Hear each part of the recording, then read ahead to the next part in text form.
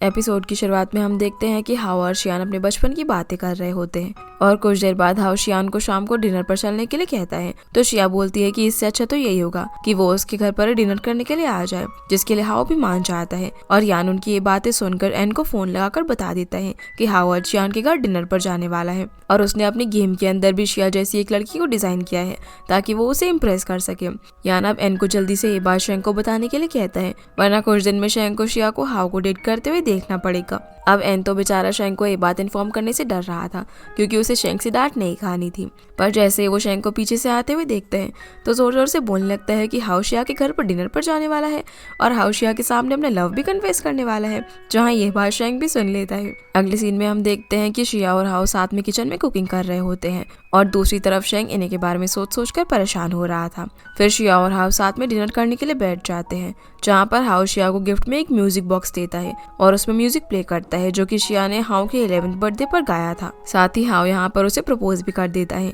लेकिन शिया उसे बता देती है कि उसके दिल में कोई और है, इसीलिए वो किसी और की जगह उसे नहीं दे सकती। और उसे ये भी बोलती है कि अगर उसके प्रपोजल ना एक्सेप्ट करने पर वो उसके साथ नहीं काम करना चाहता तो भी वो उसे बता सकता है। पर हाओ बोलता है कि काम काम होता है, इसलिए वो उसे अपनी पर्सनल लाइफ से रिलेट नहीं करेगा। फिर वो दोनों बातें खत्म करके डिनर करते हैं और डिनर के बाद शिया हाओ को बाहर छोड़ने के लिए आती है, जहाँ पर वो उसे हक करके बाय बोलती है। जिन दोनों को इस तरह शेंग साथ में देख लेता है और काफी हर्ट होता है। इसके बाद हाओ शिया को बताता है कि वो कुछ दिनों के बाद नए प्रोजेक्ट पर काम करने के लिए अब्रॉड जाने वाला है और साथ ही वो शिया को बताता है कि उसे पता चला है कि शिया शेंग के साथ रिलेशनशिप में थी। यहाँ पर वो उसे ये भी बता देता है कि सर्वे वाले दिन उसने शेंग को टेडी की ड्रेस कैरी करते हुए देखा था, लेकिन तब उसे नहीं पता था कि शिया शेंग के साथ रिलेशनशिप में थी, इसलिए उसने ये बात उसे नहीं बताई। जो बात सुनकर शिया को पता चल जाता है कि शेंग अभी भी उसकी फिक्र करता है। फिर घर पहुंचने पर वो देखती है कि उसकी मॉम सारी वाइन की बॉटल्स एआई से कहकर बाहर फेंकने के लिए कह रही होती है और उसे बता रही होती है कि उस वक्त लकीली शेंग शिया को घर वापस लेकर आ गया था। जहाँ ये बात सुनकर शिया अपनी मॉम से सवाल करने लगती है, पर उसकी मॉम कोई भी जवाब नहीं देती, इसलिए वो तुरंत एन को फोन लगाकर होटल की उस दिन की सीसीटीवी फुटेज भेजने के लिए बोलती है जिस दिन वो शेंग से ड्रंक हालत में मिली थी। एन वो वीडियो से भेज देता है और उस वीडियो को देखने के बाद शिया को पता चल जाता है कि नशे की हालत में वो शेंग से मिली थी और वो फिर से एन को फोन करके बोलती है कि कल वो शेंग से मिलना चाहती है, लेकिन एन बताता है कि शेंग बिजनेस ट्रिप पर बाहर गया हुआ है। इसीलिए शिया भी डिसाइड करती है कि वो शेंग से बिजनेस ट्रिप पर ही मिलने के लिए जाएगी। जिसके बाद शिया एन से जल्दी से होटल का एड्रेस ले लेती है और जब उसकी मॉम उसे रोकने की कोशिश करती है तो शिया उन्हें बोलती है कि आप ही ने तो कहा था ना कि आप मेरे रिलेशनशिप में इंटरफेयर नहीं करेंगी। इसीलिए उसकी मॉम भी चुप हो जाती है और शिया अपना सामान वगैरह पैक कर शेंग से मिलने के लिए निकल जाती है। वो शुआंग को कॉल करके बताती है कि वो शेंग को ढूंढने के लिए उसके होम टाउन जा रही है। दूसरी तरफ एन शेंग को फोन पर इन्फॉर्म कर देता है कि शिया उससे मिलने के लिए निकल चुकी है और जल्दी ही होटल पहुंच जाएगी, जिसकी वजह से शेंग एन पर काफी गुस्सा होता है क्योंकि उसने शिया को शेंग का एड्रेस बता दिया था। इसलिए वो उस होटल से चेकआउट करके वहां से चला जाता है। इधर शिया उस होटल के बाहर पहुंच जाती है। तभी एन उसे फोन करके इन्फॉर्म करता है कि शेंग उस होटल से चेकआउट करके जा चुका है और उसे अब ये नहीं पता कि वो कौन सा होटल बुक करेगा, लेकिन वो बिजनेस रिलेटेड मीटिंग में जाने वाला है, जिसका एड्रेस पता लगते ही वो शिया को इन्फॉर्म कर देगा। शिया भी कहती है कि शेंग से मिला बिना वो यहाँ से नहीं जाएगी, जो सुनकर एन को शिया की और ज्यादा फिक्र होने लगती है और वो शेंग को फोन लगाने लगता है, पर शेंग अब एन का फोन नहीं उठा रहा था। फोन रखने के बाद जब यान एन को अपसेट देखता है तो उसकी वजह पूछता है, जिस पर एन उसे बताता है कि उसने शेंग और शिया को फिर से मिलाने के लिए बहुत ही एफर्ट्स लगाए, लेकिन फिर भी शेंग लौट कर उसे जॉब से निकालने वाला है। वहीं शिया स्टे करने के लिए शुआंग की मॉम के गेस्ट हाउस में पहुंच जाती है, जहां पर शुआंग की मॉम शिया को आराम करने का बोलकर बाहर अपने गेस्ट हाउस के पैम्पलेट्स बांटने के लिए चली जाती है। जहां रास्ते में उन्हें शेंग मिलता है, जिसे वो अपने गेस्ट हाउस में स्टे करने की रिक्वेस्ट करती है, तो शेंग भी मान जाता है और शुआंग की मॉम के साथ गेस्ट हाउस में पहुंच जाता है, जहाँ पर हम देखते हैं कि वो शिया के बगल वाले रूम में रह रहा है। पर शिया को फिलहाल इस बात के बारे में पता नहीं होता। अब रात में जब डिनर का टाइम होता है तब शुआंग की मॉम शेंग को डिनर के लिए बुलाने के लिए जाती है, पर वो कहता है कि उसे भूख नहीं है, इसलिए अब ये दोनों ही साथ में डिनर करने लगते हैं। जहाँ पर शुआंग की मॉम बातों बातों में शिया से कहती है कि शुआंग ने उन्हें बता दिया है कि उसका भी ब्रेकअप हुआ है। साथ ही उसे वहाँ पर स्टे कर रहे रूम नंबर 104 वाले गेस्ट से बात चलाने के लिए कहती है, जो कि और कोई नहीं बल्कि शेंग था। पर शिया को इस बारे में नहीं पता था, इसलिए वो इस सब के लिए मना कर देती है। इधर शेंग बाहर टहलने के लिए जाता है, जहाँ पर वो गिरे हुए विश कार्ड्स में से एक कार्ड को उठाता है जिस पर लिखा हुआ था कि मैं जल्दी ही तुम्हें ढूंढ लूंगी, जो कि असल में शिया ने ही लिखा था। फिर शिया अब एन को मैसेज करके शेंग के बारे में पूछती है, लेकिन एन बताता है कि उसे अभी तक शेंग के नए रेजिडेंस के बारे में पता नहीं चल पाया है, इसीलिए वो थोड़ी परेशान होती है। अगले दिन शिया गेस्ट हाउस के गार्ड में बैठी होती है। तभी शुआंग की मॉम वहाँ पर आकर उसे बताती है कि वो किसी काम से बाहर जा रही है, इसीलिए वो शिया को वहाँ के सभी रूम की चाबी देकर जाती है और रूम नंबर 104 वाले गेस्ट को लंच भी सर्व करने के लिए कहकर जाती है। अब जब शिया खाना लेकर शेंग के रूम का दरवाजा नॉक कर रही होती है, पर शेंग उस वक्त बाथरूम में होने की वजह से दरवाजा नहीं खोल पाता, इसलिए शिया खाना बाहर ही रखकर चली जाती है। इधर हॉस्पिटल में जीजुन निंग को बताता है कि अब वो रिकवर होने वाला है और जल्दी उसे डिस्चार्ज भी मिल जाएगा, इसीलिए अब उसे वहाँ पर आने की जरूरत नहीं है। तो निंग जीजुन को बताती है कि उसे पता है कि लिटिल मूस वाला यूजर नेम उसी का था और वही उसकी शॉप से केक ऑर्डर करता था। पर यहाँ पर अब वो फाइनली जीजुन से डिवोर्स लेने की बात कहती है और बोलती है कि अब वो खुद को और उसे दोनों को ही पेन में देखना नहीं चाहती, इसलिए वो डिवोर्स पेपर पर जीजुन से साइन करवा लेती है। पर वहाँ से जाते जाते निंग जीजुन से पूछती है कि उसने उसका नाम लिटिल मूस क्यों रखा था। तो जीजुन उसे बताता है कि उसे मूस केक पसंद है, इसीलिए उसने ये नाम रखा, क्योंकि काफी पहले उसने उससे मूस केक खाने की जिद की थी। जो बात जानकर निंग सरप्राइज हो जाती है कि उसे अभी तक ये बात याद है। इतना कहकर निंग जीजुन को फाइनल गुड बाय कहकर रूम से बाहर चली जाती है और बाहर आकर रोने लगती है। दूसरी तरफ शिया अपनी रूम के विंडो से शेंग को देख लेती है, लेकिन जब तक वो उसे ढूंढने के लिए बाहर आती तब तक शेंग दीवार के पीछे छुप जाता है। तभी शेंग की मॉम भी वहां पर आकर शिया को इतना परेशान देखकर उसे शांत कराती है, लेकिन शिया कहती है कि वो उसे नहीं भुला पा रही है और अब वो उसे ढूंढते ढूंढते पागल हो चुके हैं। उसे हर जगह बस वही दिखने लगा है, क्योंकि उसे लग रहा था कि उसने अभी अभी जिस शेंग को देखा वो सिर्फ उसका बहम था। अब शेंग बाहर से कुछ वेजिटेबल्स वगैरह लेकर आता है और शुआंग की मॉम को बोलता है कि आज वो डिनर में ये सारी चीजें बनाए और हम साथ में डिनर करेंगे। इधर यान एन से शेंग की खबर पूछता है, लेकिन एन बताता है कि शेंग उसका फोन तक अटेंड नहीं कर रहा है, इसलिए अब उसे शेंग की खबर अगले दिन होने वाली मीटिंग के वेन्यू से ही पता चलेगी। अगले सीन में हम एन और हान को साथ में देखते हैं। तभी हाओ वहाँ पर कॉन्ट्रैक्ट पेपर्स लेकर आता है जो कि उसे शिया को देने थे, पर शिया के वहाँ ना होने पर हाओ यान से शिया के बारे में पूछता है तो बताता है कि वो बिजनेस ट्रिप पर गई है, लेकिन एन बीच में कह देता है कि वो ना शेंग से मिलने के लिए गई है, जहाँ पर यान को तो लग रहा था कि शिया अभी हाओ के साथ रिलेशनशिप में है, इसलिए वो हाओ को क्लियर करने लगता है कि शिया ना शेंग को अभी भी बुला नहीं पा रही है, इसलिए वो उससे मिलने के लिए गई है और उसे इसके अंदर बुरा मानने की कोई जरूरत नहीं है। तो हाओ उन दोनों को कहता है कि उन्हें शायद कोई मिसअंडरस्टैंडिंग हुई है और उसने शिया को प्रपोज जरूर किया था, पर शिया ने उसे मना कर दिया क्योंकि वो अभी भी शेंग को पसंद करती है। इधर शुआंग की मॉम शेंग के लाए हुए सामान से डिनर प्रिपेयर करती है और जब शिया उसे खा रही होती है तो अचानक से उसे शेंग की याद आने लग जाती है, क्योंकि शेंग ने भी उसकी मॉम के रेस्टोरेंट में उसके साथ यही डिश खाई थी। तभी शुआंग की मॉम बोलती है कि ये रूम नंबर 104 वाला गेस्ट तो बहुत ही अजीब है, आज उसने मुझे ये सब डिनर प्रिपेयर करने को कहा पर वो खुद ही डिनर करने नहीं आया। जो सब सुनकर शिया को लगता है कि शायद ये पर्सन शेंग ही है, इसीलिए वो कुछ सोचने के बाद रजिस्टर में शेंग की आईडी वगैरह चेक करने लगती है, जिससे उसे कंफर्म हो जाता है कि वो पर्सन शेंग है। अब वो शेंग को फटाफट से ढूंढने के लिए उसके रूम में जाती है, लेकिन वो वहां से जा चुका था, इसलिए वो बाहर उसे ढूंढने के लिए चली जाती है। जहाँ कुछ देर ढूंढने के बाद शेंग उसे विश कार्ड्स के पास खड़ा हुआ मिलता है, तो शिया जल्दी से उसके पास जाकर रोते हुए उसे हाथ पैर मारने लगती है और फाइनली उसे हक करके कहती है कि वो उसे इतने टाइम से अवॉइड कर रहा है, लेकिन उसे पता है कि वो ड्रिंक करके शेंग के पास एवरग्रीन गई थी और वो उसे घर छोड़ने भी आया था, और जब वो उस दिन उसे कॉफी शॉप में मिलने के लिए आई थी तभी वो सारे रिग्रेट्स भुलाकर उसे नई शुरुआत करने के लिए आई थी,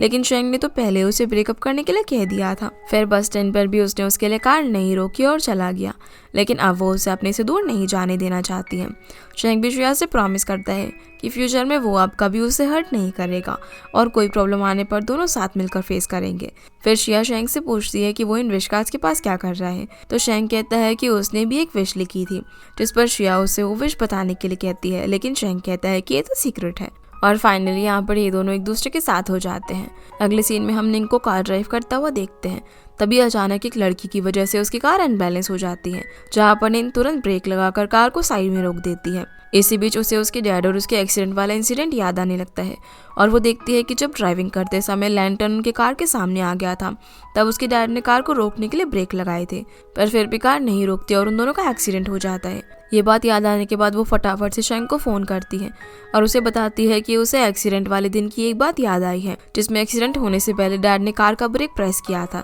लेकिन उनकी कार के ब्रेक पहले से ही फेल हो चुके थे, इसीलिए एक्सीडेंट लैंटर्न की वजह से नहीं बल्कि ब्रेक फेलियर से हुआ था। ये बात जानकर शेंग शिया को भी बताता है और फिर वो लोग अगले दिन वहाँ से निकलकर इस पर इन्वेस्टिगेशन करने का डिसाइड करते हैं। निंग ये बात जाकर हॉस्पिटल में जीजुन को भी बताती है और उस पर दोष लगाने के लिए उसे दिल से माफी मांगती है। और जीजुन के दिल से भी अब बहुत ही बड़ा बोझ हल्का हो चुका था कि उसकी वजह से निंग के डैड का एक्सीडेंट हुआ था। अगले दिन होटल पहुंचने के बाद शेंग निंग से मिलकर उसे फिर से सोचने के लिए कहता है कि क्या सच में कार एक्सीडेंट ब्रेक फेल होने की वजह से हुआ था। चानिंग बोलती है कि हाँ, उसे अच्छे से याद है कि ऐसा ही हुआ था। फिर शेंग एन को उस आदमी से मिलने के लिए कहता है जिसने उसके डैड की कार रिपेयर की थी। इसके बाद शेंग और शिया मॉम से मिलने के लिए जाते हैं, जहाँ पर ये दोनों ने बता देते हैं कि वो दोनों फिर से एक हो गए हैं और अब वो दोनों कोई प्रॉब्लम क्रिएट नहीं होने देंगे और शेंग शिया का अच्छे से ख्याल रखेगा। शिया मॉम को ये भी बताती है कि एक्सीडेंट लैंटर्न की वजह से नहीं बल्कि ब्रेक फेलियर की वजह से हुआ था, इसलिए उन्हें शिया की फिक्र करने की अब जरूरत नहीं है। जिस पर मॉम शेंग से यहाँ पर सॉरी कहती है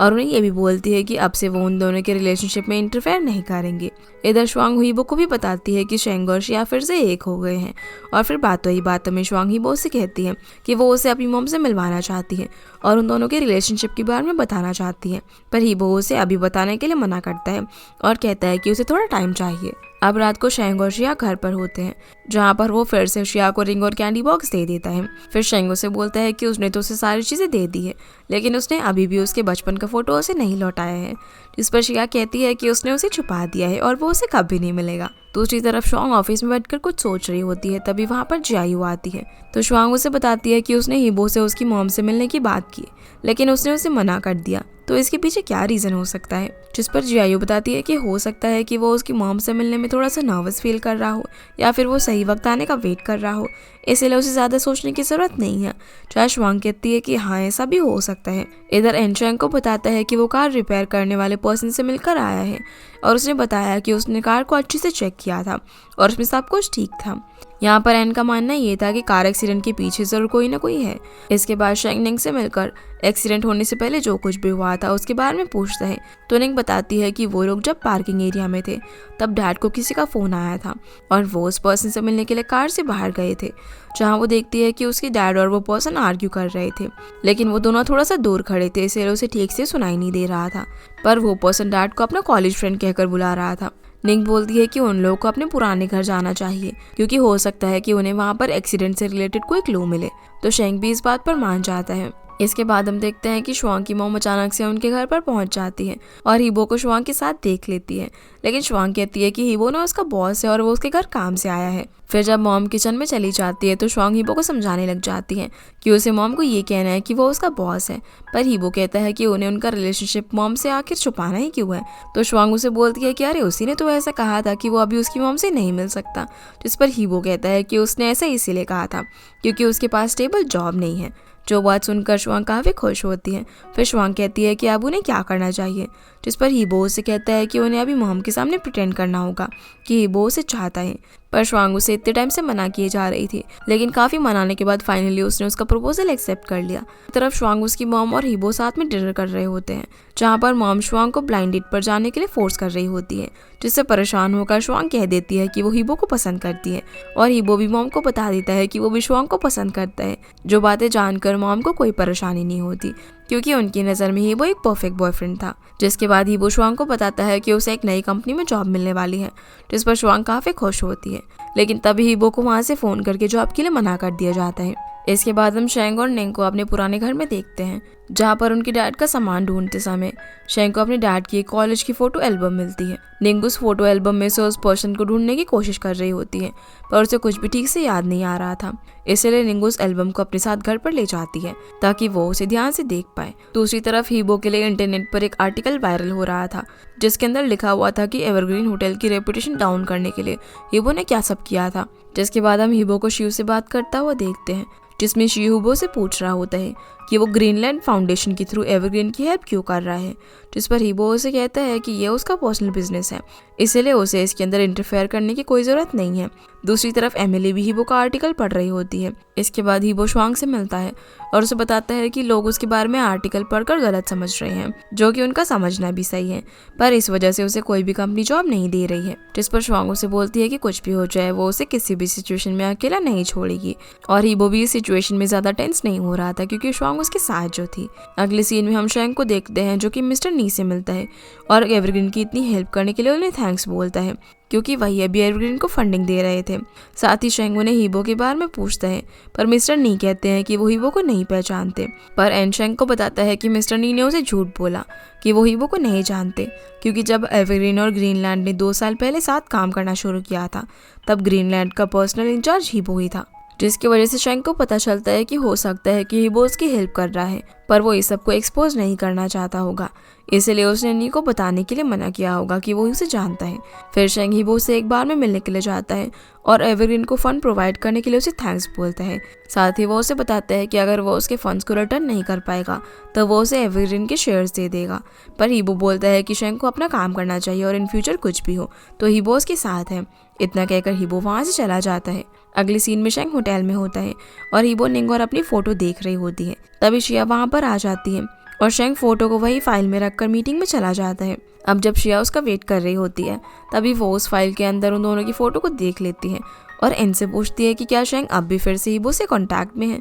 तो एन बताता है कि हीबो ने ग्रीनलैंड के थ्रू शेंग की फंड्स के अंदर हेल्प की है और अब उनके बीच में रिलेशनशिप भी ठीक होने लगे हैं। जिसके बाद शिया शुआंग से मिलने के लिए जाती है और उससे पूछती है कि सच में हीबो ने एवरग्रीन को फंड दिया है, जहाँ शुआंग कहती है कि ये सच है और हीबो ये हेल्प सीक्रेटली करना चाहता था, इसलिए उसने शेंग और शिया को बताने के लिए मना किया था। जो सुनकर श्रेया बोलती है कि शेंग और हीबो एक दूसरे के लिए कितनी केयर करते हैं लेकिन जताने से कितना डरते हैं। आगे हम देखते हैं कि निंग जीजुन से हॉस्पिटल में एक हेल्प मांगने के लिए जाती है। वो उसे बोलती है कि उसे अपने डैड की डेथ की सच्चाई जाननी है, इसलिए वो चाहती है कि जीसन उसे हिप्नोसिस मेथड से पास में लेकर जाए जिससे उसे कुछ न कुछ याद आ जाए। पर जीसन उसे ये करने के लिए मना कर देता है क्योंकि अगर वो फिर से पास में जाएगी तो सब कुछ जानकर उसे और ज्यादा पेन होगा। लेकिन निंग उसे रिक्वेस्ट करती है क्योंकि उसे जानना था कि उसके डैड का कत्ल किसने किया है, इसलिए जीजुन उसे हिप्नोटाइज करता है जिसमें वो देखती है कि उस कार के बाहर उसके डैड के साथ आर्ग्यू करने वाला पर्सन और कोई नहीं है बल्कि मिस्टर शिव होता है। और उसकी फोटो निंग ने अपनी डैड की फोटो एल्बम के अंदर भी देखी थी।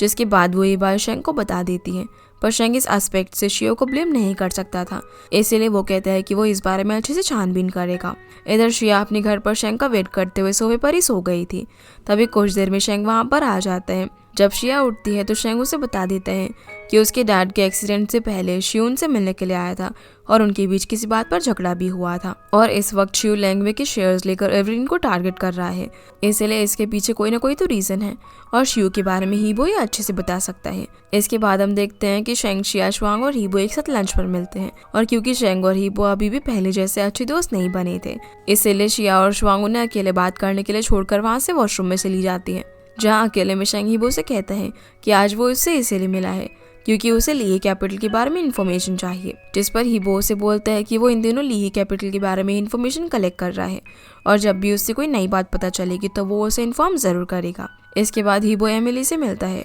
जहाँ पर एमिली हीबो के लिए लीही कैपिटल की कुछ फाइल्स कलेक्ट कर लाई थी, जहाँ हीबो एमिली की इस हेल्प के लिए उसे थैंक्स बोलता है और फाइल्स लेकर वहाँ से चला जाता है। इसके बाद मीटिंग में सारे शेयर होल्डर्स शेंग को बता रहे होते हैं कि लैंग्वे कैपिटल की लो प्राइस की वजह से एवरग्रीन अब डेंजर सिचुएशन में है, जहाँ एक शेयर होल्डर शेंग को अपने शेयर सेल करने के लिए भी कह रहा होता है, लेकिन शेंग कहता है कि उसे बस 2 दिन चाहिए और वो इस सब का कोई ना कोई रास्ता जरूर निकाल लेगा और जियांग चेंग जाकर हुआयू कैपिटल से फंड्स बोरो करेगा। पर शेयर होल्डर्स शेंग को इस काम के लिए सिर्फ 1 दिन का समय देते हैं। दूसरी तरफ शिव ने हुआयू कैपिटल से बात कर ली थी और उन्हें शेंग को फंड्स देने से मना कर दिया होता है। इधर शेंग जब जियांग चेंग जाने की तैयारी कर रहा था तभी शिया उसे बोलती है कि वो अपनी कंपनी सेल कर देगी क्योंकि उसे पता है कि शेंग के अकाउंट में अब बिल्कुल भी पैसे नहीं है। पर शेंग बोलता है कि एवरग्रीन इस सिचुएशन तक नहीं पहुंचा है कि उसे ये सब करना पड़े, इसलिए उसे परेशान होने की जरूरत नहीं है। इसके बाद हम शेंग को हुआयू कैपिटल के चेयरमैन मिस्टर यू के साथ देखते हैं, जहाँ पर शेंग उनसे फंड की बात कर रहा था, लेकिन वो बताते हैं कि वो कुछ दिन से लॉस में चल रहे हैं, इसलिए वो कुछ दिन उसकी हेल्प नहीं कर पाएंगे और यहाँ वो मीटिंग में शेंग को कुछ ज़्यादा ड्रिंक करवा देते हैं ताकि वो अगले दिन की शेयर होल्डर मीटिंग अटेंड ना कर पाए और ये काम उन्होंने शिव के कहने पर किया था। अगले दिन मीटिंग शुरू होने वाली थी और एन शेंग को फ़ोन लगा रहा होता है, पर शेंग एक भी फ़ोन अटेंड नहीं कर पाता। तभी शिया वहाँ पर आती है और एन उसे बताते हैं कि अगर शेंग टाइम पर नहीं आया तो आज ली ही कैपिटल एवरग्रीन को खरीद लेगा। दूसरी ओर मीटिंग में सभी शेयर होल्डर्स शियो के डिसीजन से सहमत थे और उसकी कंपनी के साथ मर्ज करने के लिए भी रेडी थे। तभी निंग वहां पर आ जाती है और बोलती है कि वो इस डिसीजन से डिसएग्री करती है क्योंकि वो खुद भी एवरग्रीन के शेयर होल्डर है। लेकिन सब कहने लगते हैं कि उसका शेयर पर्सन तो बहुत ही कम है। पर हम देखते हैं कि निंग यहाँ पर शिया के साथ लाइन पर थी और शिया जो पॉइंट्स उसे बता रही थी वो उन पॉइंट्स को बता कर मीटिंग को डिले कर रही थी ताकि सब पेपर्स पर साइन ना करे और तब तक शेंग भी वहाँ पर आ जाए। अब कुछ देर में शेंग की वहाँ पर एंट्री होती है, जिसके वहाँ पर आते ही वो शिव से कहते हैं कि क्या अभी भी वो यही सोच रहा है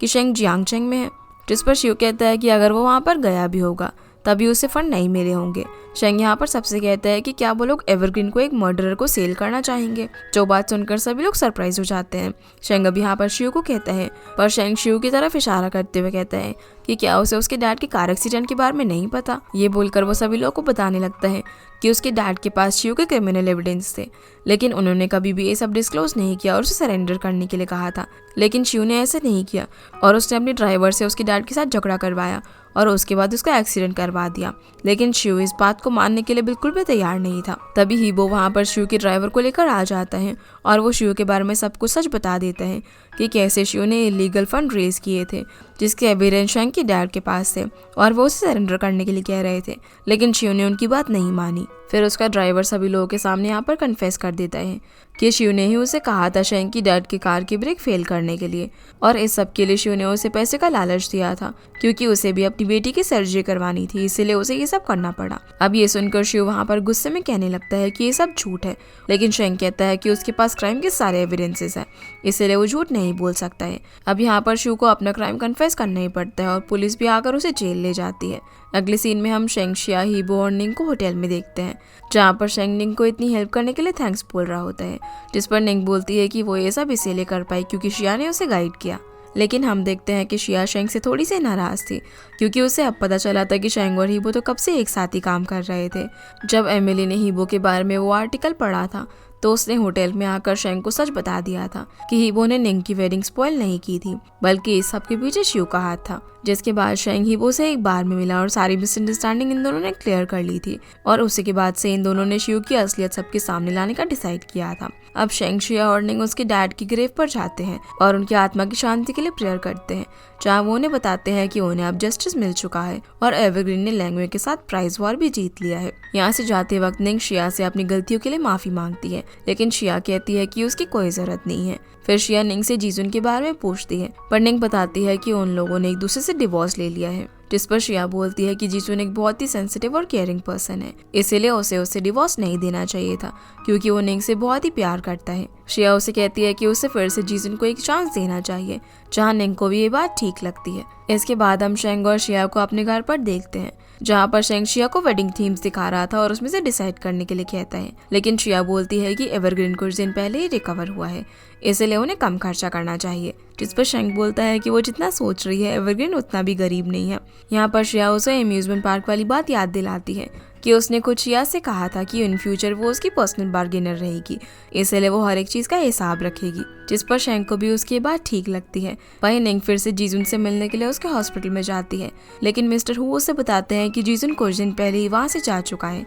क्योंकि उनके हॉस्पिटल को एक प्रोजेक्ट मिला है जिस पर काम करने के लिए उसे सिटी से बाहर जाना पड़ा। पर साथ ही वो बताते हैं कि जीजुन निंग के लिए एक लेटर छोड़कर गया है। अब जब निंग उस लेटर को पढ़ती है तो उसमें लिखा हुआ था कि हिप्नोसिस के दौरान जब निंग ने उसे कहा था कि वो जीजुन के साथ स्पेंड की गई मेमोरीज को भुलाना चाहती है। जो बात सुनकर जीजुन काफी हर्ट हुआ था क्योंकि वो नहीं चाहता था कि निंग उसे कभी भूले, और जब वो अपना प्रोजेक्ट कंप्लीट करके 2 साल बाद लौटेगा तो वो चाहता है कि निंग उसे फिर से एक मौका दे। जो पढ़कर निंग काफी इमोशनल हो जाती है और अपनी केक शॉप फिर से ओपन करने का डिसाइड करती है। इधर शिया ऑफिस में अपने दोनों फ्रेंड्स को बताती है कि उनके पास अब नया बार्गेनिंग ऑर्डर आया है, जो कि उसकी अपनी शादी का ऑर्डर था। जिसके बाद शिया खुद बार्गेनिंग करके अपने लिए वेडिंग ड्रेस खरीदती है और बाकी सारे अरेंजमेंट्स भी वो कम खर्चे में करती है, जहाँ शेंग भी उसके काम से काफी इम्प्रेस होता है। फिर वो शेंग से बोलते हैं कि सब कुछ कितना जल्दी हो रहा है ना, लेकिन शेंग कहता है कि उसे तो लग रहा है कि सब कुछ कितना स्लो हो रहा है और असल में तो उसे जल्दी से शिया को अपनी वाइफ बनाना है। इसके बाद जब शेंग ऑफिस में होता है तो वो एन को बुलाकर उसे उसकी परफॉर्मेंस रिपोर्ट देता है। वो उसे बोलता है कि इस बार उसने काफी अच्छे से ड्यूटी की है, इसलिए वो उसकी सैलरी बढ़ा रहा है। जो देखकर एन काफी खुश होता है। इधर शुआंग भी शिया की मैरिज के लिए बहुत ही एक्साइटेड थी और ड्रेस पहनकर हीबो को दिखा रही थी। तो हीबो शुआंग से कहता है कि उसने उन दोनों की शादी के बारे में क्या सोचा है, जिस पर शुआंग कहती है कि उसे तो डेस्टिनेशन वेडिंग पसंद है। तो हीबो बोलता है कि उसे जो पसंद है वो सब कुछ अरेंज करेगा। इधर रात को शिया की मॉम उसे जल्दी से सोने के लिए कह रही होती है क्योंकि अगले दिन उसकी शादी थी, इसलिए उसे प्रॉपर नींद लेनी जरूरी थी। साथ ही उसकी मॉम बोलती है कि वो हर वक्त शिया को परेशान करती है और उसका ख्याल रखती है, लेकिन आज ये सब बस आखिरी होगा। अब शादी का दिन आ जाता है जहाँ पर अब वेन्यू को देखते हैं, जहाँ शेंग हीबो को बताता है कि वो अपना एक नया होटल ओपन करने वाला है और वो चाहता है कि वो उसे मैनेज करे, क्योंकि हीबो के अलावा वो किसी और पर ट्रस्ट नहीं कर सकता, जिस चीज के लिए हीबो भी मान जाता है। इसके बाद शिया सेरेमनी में अपने डैड के साथ एंट्री लेती है, जहाँ शेंग की नजरें तो शिया से हट ही नहीं रही थी क्योंकि वो काफी खूबसूरत लग रही थी। फिर वेडिंग रिचुअल शुरू होते हैं, जहाँ पर शेंग और शिया एक दूसरे को रिंग पहनाते हैं और फिर शिया शेंग के लिए एक स्पीच देती है। वो कहती है कि एक बार्गेनर बनकर उसे लगता था कि इस दुनिया में हर चीज की कीमत है, लेकिन जब वो शेंग से मिली तो उसे पता चला शेंग का और उसका लव प्राइसलेस है। जो सब सुनकर शेंग काफी खुश होता है। फिर दोनों एक दूसरे को किस करते हैं और उनकी वेडिंग सेरेमनी कंप्लीट हो जाती है। कहानी अब यहाँ से 2 साल आगे जाती है, जहाँ पर हम देखते हैं कि आज शिया और शेंग की बेबी का बर्थडे सेलिब्रेशन हो रहा था, जहाँ शेंग अपनी सारी मीटिंग्स कैंसिल करके अपनी फैमिली को प्रायोरिटी देता है। दूसरी तरफ शिया अपने ऑफिस में होती है, तभी उसे अपनी बेबी के लिए डैड का भेजा हुआ पार्सल आता है, जिसमें उसके डैड ने उसके लिए टॉयज भेजे हुए थे और उसे उसकी मॉम का मैसेज भी आता है कि वो बेबी के सेलिब्रेशन में नहीं आ पाएंगी क्योंकि अंकल ने उन्हें गलत टाइम बताया और वो अभी भी फ्रांस में है, जो कि उनके साथ वहाँ पर घूमने गई थी। सीन अब निंग पर आता है, जो कि अपनी केक शॉप में थी और बेबी के लिए केक पैक कर रही होती है। तभी उसे नोटिफिकेशन आता है कि जीसुन ने लिटिल मूस केक ऑर्डर किया है और जीसुन की उसकी केक शॉप में एंट्री होती है, जो कि आकर उससे अपना केक मांगता है, पर निंग कहती है कि सारे केक सोल्ड आउट हो चुके हैं, जिस पर जीसुन कहता है कि ठीक है वो किसी और दिन आएगा और वहाँ से जाने लगता है। पर तभी निंग उसे रोककर कहती है कि अभी भी एक केक बचा हुआ है और आज उसके भाई का बेबी का बर्थडे है, इसलिए वो चाहे तो उन्हें ज्वाइन कर सकता है। जो सुनकर जीसुन भी खुश हो जाता है क्योंकि फाइनली निंग ने उसे मौका दे ही दिया था। इसके बाद हम सभी को बर्थडे सेलिब्रेट करता हुआ देखते हैं, जहाँ पर बेबी बहुत ही क्यूट लग रही थी और यहाँ पर सभी लोगों का रियूनियन होता है। फिर शिया केक कट करती है और सभी लोग फोटोज पे क्लिक करते हैं, जहाँ पर सभी साथ में काफी खुश लग रहे थे। अब कुछ देर बाद शेंग और शिया बाहर वॉक करने के लिए जाते हैं, जहाँ पर अचानक ही बारिश शुरू हो जाती है और उससे बचते हुए शेंग और शिया उसी बस स्टॉप के नीचे पहुंच जाते हैं, जहाँ पर वो दोनों पहली बार मिले थे। यहाँ पर शेंग शिया से बोलता है कि ये वही जगह है जहाँ पर शिया ने उसे पहली बार किस किया था, जिस पर शिया भी कह देती है कि हाँ वो खुद एक्सेप्ट करने के लिए तैयार है कि वो उसने उसे प्रपोज करने के लिए किया था। इसलिए शेंग उसे बोलता है कि अब तो उसे इसका बदला लेना चाहिए, जिसके बाद शेंग भी उसे किस करने लगता है और ये ड्रामा यहीं पर फिनिश हो जाता है। तो गाइस ये थी आज की वीडियो एंड आई होप आप लोगों को ये वीडियो पसंद आई होगी, तो इस वीडियो को लाइक कर चैनल को सब्सक्राइब जरूर कीजिएगा। आपसे फिर मिलते हैं अगले इंटरेस्टिंग ड्रामा में, तब तक के लिए गुड बाय।